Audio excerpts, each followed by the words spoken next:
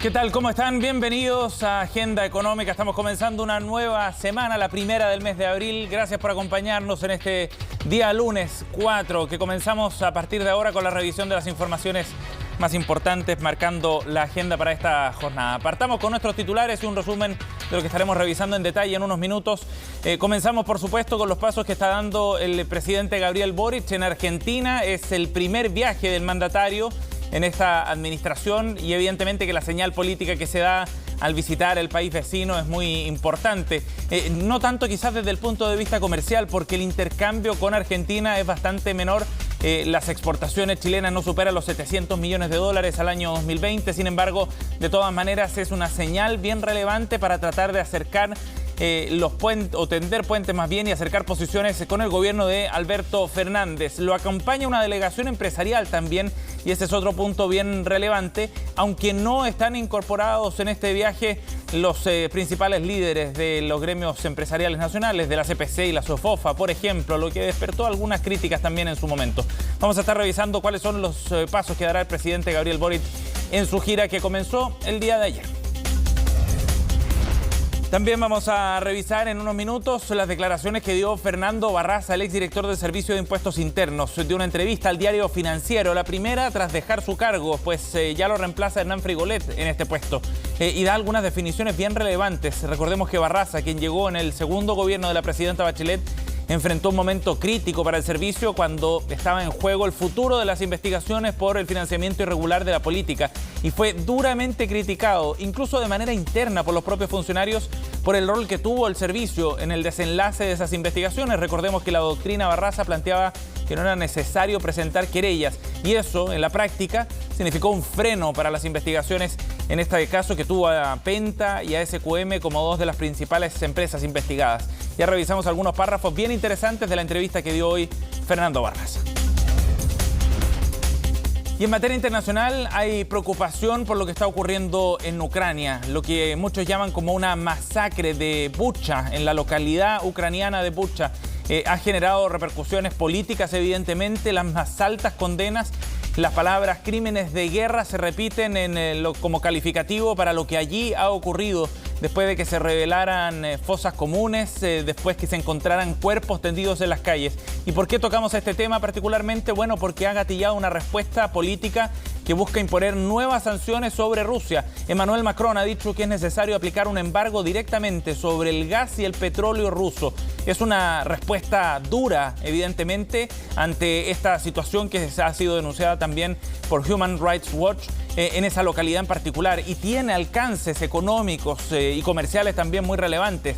Según el primer ministro polaco, eso sí, la principal piedra de tope para avanzar en ese tipo de sanciones, que serían mucho más dañinas para la economía rusa, está en Alemania. Vamos a revisar los detalles en minutos. Y en la entrevista del día de hoy vamos a conversar sobre las proyecciones que se hacen para este año 2022 en materia hídrica. Se ha hablado mucho del tema, pero ya hay un panorama bastante más consolidado respecto a la presencia del fenómeno de la Niña, lo que significaría en la práctica un tercer año consecutivo de muy bajas precipitaciones en nuestro país.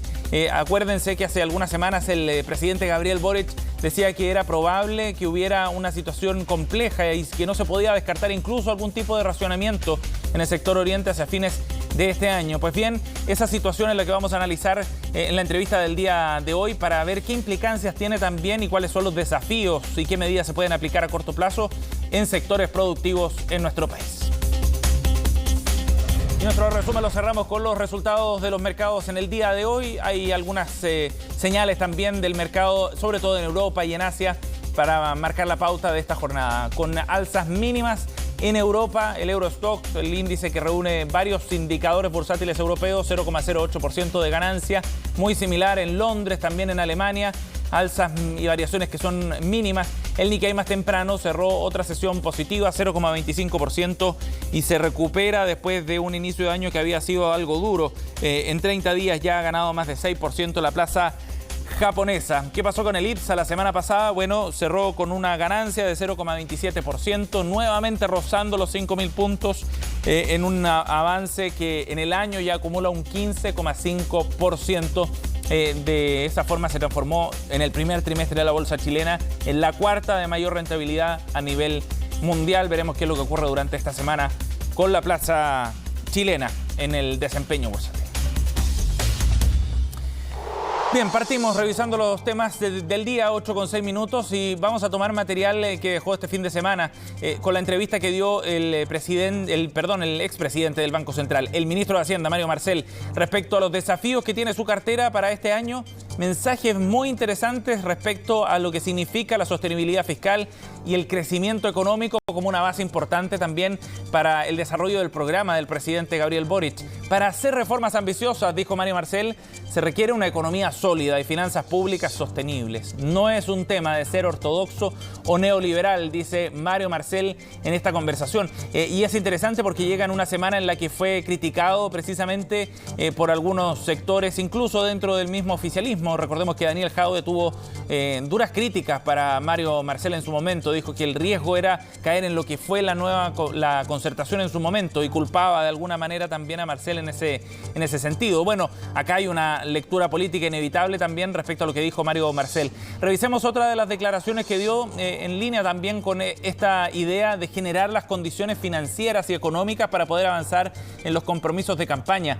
Se refiere a la reforma tributaria y dice: todas las que hemos tenido en Chile han tenido alguna gradualidad, porque no se trata, dice, de hacerle la vida imposible al contribuyente. Y con eso, en la entrevista que tuvo con Pulso de La Tercera este domingo, lo que ratifica Marcel es que viene una reforma tributaria que se entregará en partes. Probablemente, decía, se abra el naipe completo y se muestren todas las herramientas y los cambios que se quiere implementar, pero la tramitación de esos proyectos va a ser parcelada para tratar de ir avanzando y que no se entrampe la reforma completa solo por un punto, sacando lecciones también de lo que ha ocurrido en reformas anteriores. Por último, revisemos también detalles de lo que dijo respecto a materia de pensiones, porque planteaba Mario Marcel que hay que pensar el impacto que tendría un nuevo retiro sobre la reforma de pensiones. Esto ante la consulta por la posibilidad de que avance un quinto retiro en el Congreso, idea que se va a discutir esta semana ya en la Comisión de Constitución. Por su capacidad para influir, dice Mario Marcel, sobre los valores que deben sustentar una reforma. Muy claro el mensaje también de Mario Marcel respecto a cómo un eventual quinto retiro podría debilitar la propuesta que está planteando el gobierno en esta materia. Recordemos que el gobierno y Mario Marcel en particular ha confirmado que a fines de este año se presenta la reforma previsional del gobierno del presidente Boric.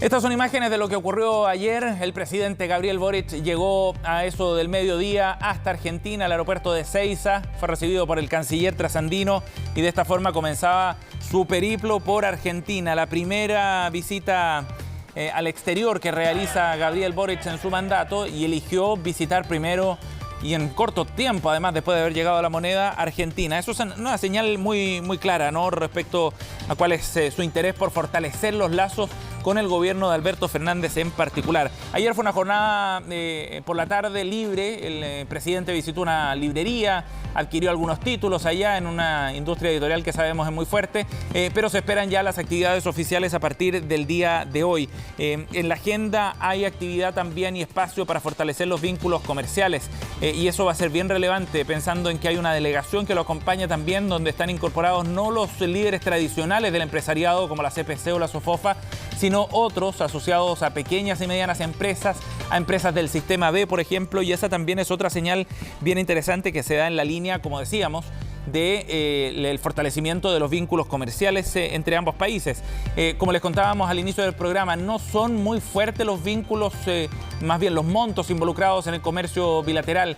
Son cerca de 700 millones de dólares los que exportó Chile, por ejemplo, el año 2020, según los datos de la Subsecretaría de Relaciones Internacionales. Desde Argentina se importa mucho más, cerca de 3.000 millones de dólares, pero en lo concreto es que somos países vecinos y eso obliga a una serie de acercamientos también importantes. De hecho, parte de la agenda también contempla cooperación en materia energética y la conectividad, que es otro tema relevante. El presidente Boric dio una entrevista en el diario Clarín este domingo y decía que uno de los proyectos que le interesaba, por ejemplo, en un pimponeo rápido de preguntas con los periodistas trasandinos, era el de un canal bioceánico, que es un tema que ha estado largamente postergado en la agenda entre ambos países, de tal manera que este tema puede ser bien relevante. En la Cancillería argentina, además, esperan también que se ratifique un acuerdo que se firmó con el expresidente Piñera para la construcción de un cable submarino que permita conectar también la región con Asia-Pacífico. Y respecto a este corredor bioceánico, como decíamos también, que podría unir Chile con Argentina, Paraguay y con Brasil. Esos son algunos de los puntos. Veremos qué es lo que ocurre en el día de hoy, en un contexto en que además el gobierno dio una primera señal internacional al suspender la participación de Chile en el bloque Prosur.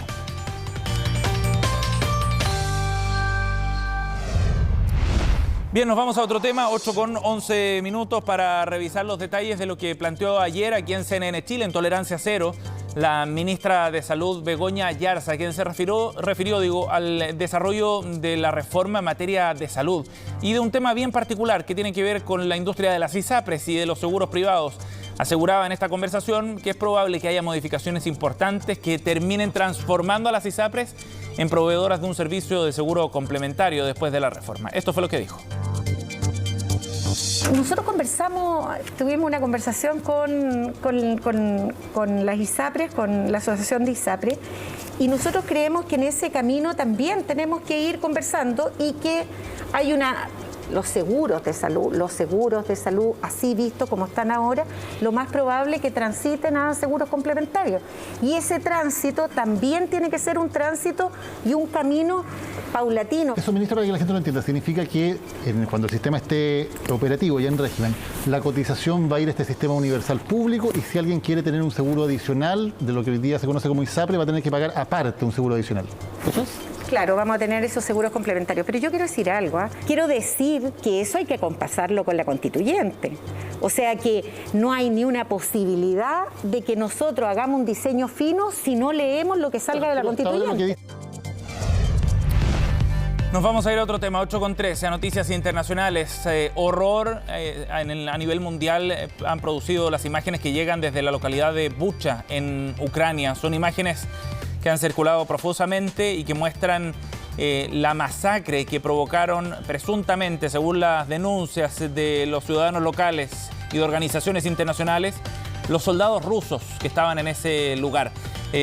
Cuerpos tirados en las calles por decenas y algunas fosas comunes con ciudadanos ucranianos enterrados vivos en esa zona. Es parte de lo que se está denunciando por estos días, después de un fin de semana en el que quedó a la luz, en definitiva, este hecho. El presidente de Ucrania, Zelensky, ha hablado derechamente de crímenes de guerra asociados a esto, y el alcalde de Bucha ha dicho que nunca se podrán perdonar a los rusos lo que ha ocurrido. ¿Por qué estamos hablando de esto? Bueno, porque es este punto lo que ha generado una respuesta a nivel político que está empujando nuevas sanciones contra Rusia, y sanciones que ya son de una envergadura mayor respecto a las que se han aplicado hasta ahora. Lo que ha dicho Emmanuel Macron es que es necesario avanzar en un embargo al petróleo y al gas ruso, los principales productos de exportación del país que lidera Vladimir Putin. Hoy día podrían verse en serios problemas desde el punto de vista de los mercados a los que pueden acceder. Esta es la primera vez que se plantea con tanta firmeza un embargo que podría significar evidentemente un problema desde el punto de vista del suministro energético para los países europeos, fundamentalmente para Alemania, que depende mucho más del gas ruso. Pero después de los que ha calificado como crímenes de guerra, Macron ha presionado para avanzar en esta línea porque se entiende, ha cruzado una línea roja el gobierno de Vladimir Putin con lo que ha ocurrido allí en Bucha. Es una línea que también está siguiendo, por ejemplo, el primer ministro de Polonia, Mateusz Morawiecki, quien ha respaldado la propuesta, aunque ha dicho que el principal obstáculo para esto es Alemania. Lo más novedoso es que probablemente el gobierno alemán empiece a evaluar esto, según lo que ha revelado precisamente el ministro de Economía alemán, que no descarta la idea de implementar este embargo. Macron lo que ha dicho es que en los próximos días tiene que haber una concertación europea, tiene que haber sanciones que realmente disuadan, ha dicho el presidente francés. Y todo esto impacta los precios del petróleo, que ya están subiendo y según Goldman Sachs podrían llegar hasta $115 por barril para el año 2023. Más presión todavía para Rusia, con consecuencias evidentemente en el concierto comercial a nivel global, sobre todo en materia energética.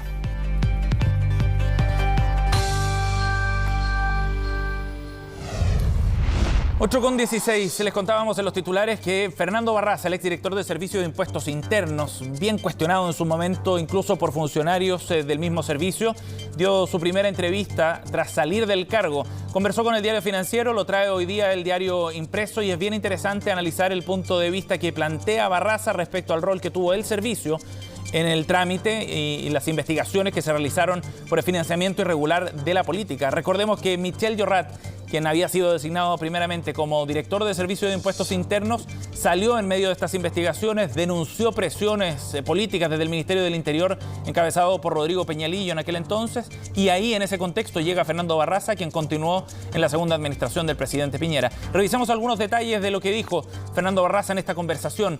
Se refiere a estas acusaciones sobre las presiones que había en el servicio y dice que todo este mito de que el servicio poco menos que formó parte de una operación de impunidad es absolutamente falso. Palabras textuales de Fernando Barraza. Además, no hay ninguna evidencia. Y luego insiste en este punto, ¿no? Dice que no hay ningún WhatsApp, ningún mail, ninguna conversación en la que efectivamente se haya planteado este rol del Servicio de Impuestos Internos. Profundiza en esto y dice, querían que el servicio se querellara contra todos. Le puedo asegurar que dado el comportamiento que existía con las boletas, la cantidad de querellados habría sido enorme, dice Fernando Barraza. Y esto es bien llamativo, porque en la práctica reconoce que podrían haberse querellado, que quizás había antecedentes, pero que la cantidad de querellas sería demasiado grande. Y luego ratifica ese punto diciendo que tal como ocurrió en el fútbol español con Lionel Messi, que fue el único investigado, él asegura que hay muchos más jugadores que podrían haber seguido la misma investigación. Sin embargo, lo que buscan las acciones de los servicios a nivel internacional es disuadir un comportamiento. Bueno, asegura que acá en Chile los Messi, en esta analogía, serían Penta y SQM. Después de haberse querellado contra ellas, desliza Barraza, no era necesario hacerlo contra otras empresas más, a pesar de los efectos políticos que eso podría haber tenido. Lo último que destacamos es que ratifica Fernando Barraza que el rol que puede cumplir el servicio ante la reforma tributaria que viene. Hoy día el servicio está mucho mejor preparado de lo que estaba en la reforma del 2014 para efectos de alcanzar ese objetivo en lo que corresponde al servicio. Ha ido generando músculo, dice Fernando Barraza, exdirector de Servicio de Impuestos Internos, en esta entrevista en el Diario Financiero, que de seguro traerá reacciones el día de hoy. 8:18, nos vamos a un corte, ya volvemos con más de Agenda Económica.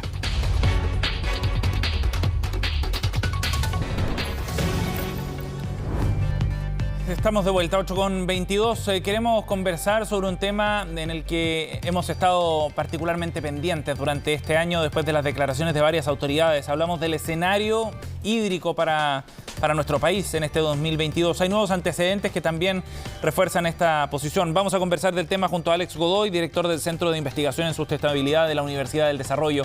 Alex, gracias por el contacto.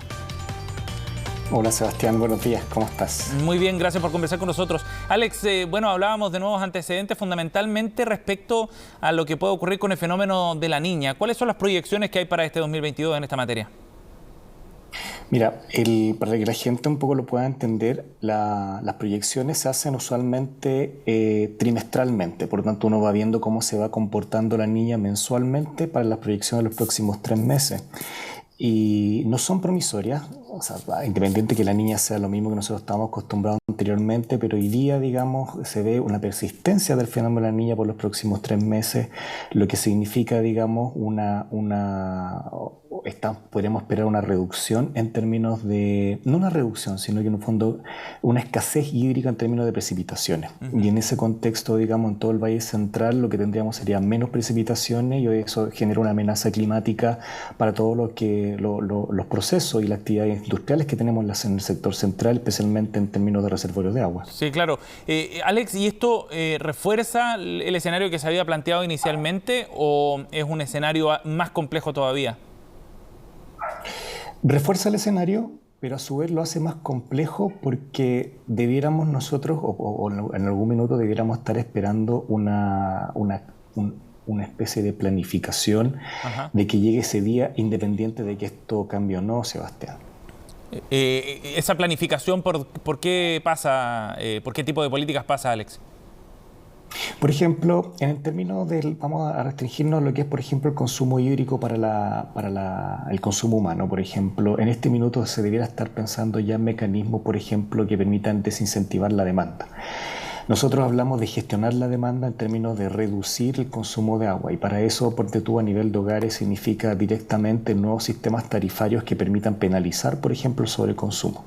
O sea, no es lo mismo comparar, por ejemplo, subirle la tarifa a alguien que simplemente viene a un departamento con suerte de 60 metros cuadrados sin patio, a alguien que tiene 400 metros cuadrados, digamos. Eso no resiste lógica. Entonces, en este contexto está primero el tema tarifario. El segundo, digamos, es un incentivo directamente al retrofit de viviendas, porque esto ya viene para quedarse, significa en el fondo el arreglo de viviendas ya existentes. Siempre se habla de reuso, Sebastián, lo hemos conversado contigo, pero eso es para viviendas nuevas. No tenemos para viviendas antiguas. Los artefactos de más alto consumo, por ejemplo, están usualmente en los estratos socioeconómicos más bajos y no más altos porque son más caros. Entonces, se tienen que usar paquetes de política e incentivos que permitan reducir la demanda en todos los sectores y de todos los quintiles. Ajá. Eso implica un plan, me imagino, bien ambicioso, Alex, ¿no? Y no tan sencillo de implementar. Digo, porque es necesario abordar a una gran cantidad de hogares en esas líneas. Por supuesto, o sea, ponte tú, durante las administraciones anteriores, y de hecho lo hemos conversado en algunas entrevistas, me tocó participar en distintas comisiones presidenciales y estrategia del recurso hídrico a largo plazo, pero esto queda en bla bla, digamos, las acciones más concretas, digamos, se han hecho en otras áreas a nivel de obras públicas, pero en este minuto ya hay que ejecutar, y ejecutar significa tomar política y tomar, digamos, decisiones que van, uno, en la estructura tarifaria, como te decía, antes de llegar al racionamiento propiamente tal, o sea, por ejemplo, todo lo que tiene que ver con consumo domiciliario, e incluso con política industrial agrícola que permita, digamos, reducir los consumos del sector agrícola o un fuerte incentivo al reuso de aguas para riego en términos industriales, podría, digamos, reducir esto que vamos a vivir los próximos meses. Alex, este punto es bien interesante, el efecto en los sectores productivos también, porque se habla menos quizás de este impacto, pero puede ser muy relevante en el corto y mediano plazo, sobre todo. ¿Podría afectar, por ejemplo, nuestra capacidad de crecimiento en determinados sectores económicos? Por supuesto, fíjate que cuando uno dice, por ejemplo, que en términos de reducir, cuando hay escasez hídrica, digamos, existen sistemas de turno. Entonces, en el fondo, cuando se declara emergencia hídrica, obviamente se privilegia el consumo humano, que es lo primero que es para tomar para las personas. Pero significa que todos los demás que tienen bocatomo, que tienen acceso a agua, no solamente sale más caro, sino que hay menos agua y a su vez tienen que esperar su turno. Entonces, dado esto, el riesgo hídrico que tienen ahora para producir compañías o para producir empresas o sectores industriales, obviamente es un tema. Si tú hablas con off the record, como dicen ellos, digamos, por temas hídricos, están preocupados en términos de sistemas de captación en distintos sectores industriales de producción, en el cual para la manufactura requerimos agua, y eso significa en un fondo la reducción de la producción y obviamente el encarecimiento de los precios. Sí, claro. Lo mismo ocurre para el sector agrícola. Y en un contexto ya donde está presionado la producción agrícola, precisamente. Exacto, o sea, aquí no hemos quedado con el riesgo de precisión, pero tampoco hemos echado manos a otro tipo de estrategia. Digamos, aquí simplemente existen tres. Yo siempre escucho tu programa y siempre se habla de carretera hídrica, etcétera, pero en realidad hay más de 200 hasta 300 aproximaciones a nivel global que van desde eficiencia hídrica, desde herramientas de conservación, etcétera, que no se han aplicado. Y yo veo, fíjate, que lamentablemente no veo una acción. Sí. Veo una preocupación, lo que es bastante bueno, pero no una acción en términos ya de algo concreto. Es el paso siguiente, sobre todo un cambio cultural y de paradigma, quizás pensando en el largo plazo, pensando además en que esto nos va a acompañar por mucho tiempo. Alex, gracias por conversar con nosotros. Gracias a ti, Sebastián, por mantener estos temas en el aire.